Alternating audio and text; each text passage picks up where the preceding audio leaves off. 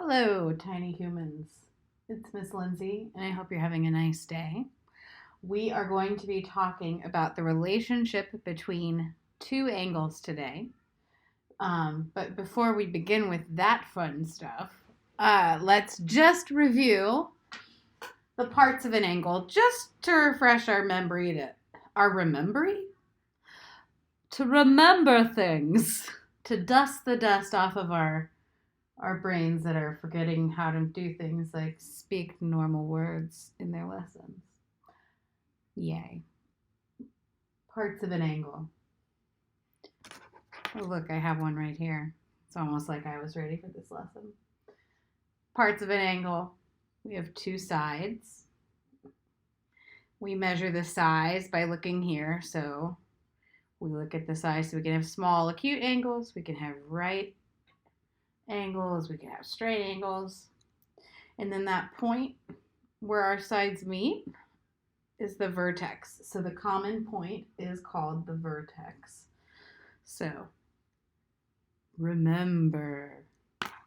Okay, so now we're going to talk about the relationship between two angles. So here I have one angle, but I'm going to add another one.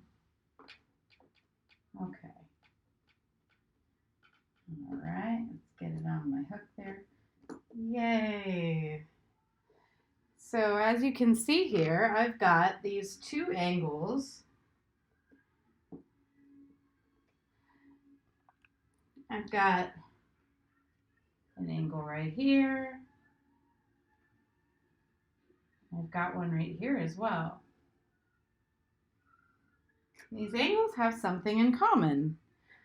They both share the same vertex. They share that common side and they have that same vertex, that same common point. And so when we have angles that share a common endpoint, we call those adjacent angles. I'm going to try to write that in big letters so that you can see. So, adjacent. The word adjacent means right next to. So I think of those fancy hallways where the rooms are adjacent to each other and they share a door. If you're adjacent, you're just right next door. So adjacent angles. Okay, so that's our first one. Then our second, here we have two lines that cross, and we have a few angles that are formed. I'll just put a little pin for each one we find. We have an angle right there.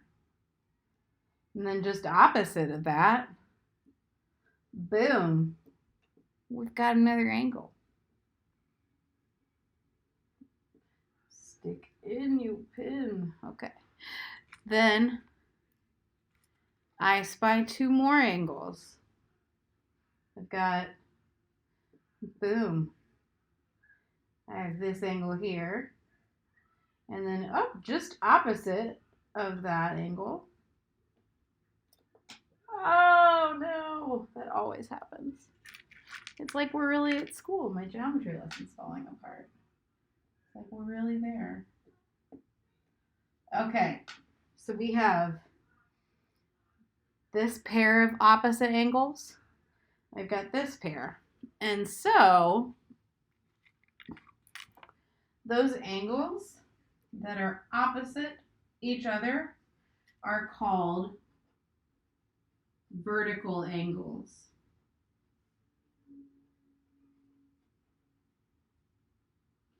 So those red angles here,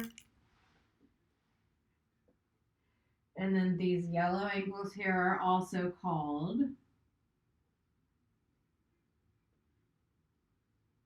vertical angles.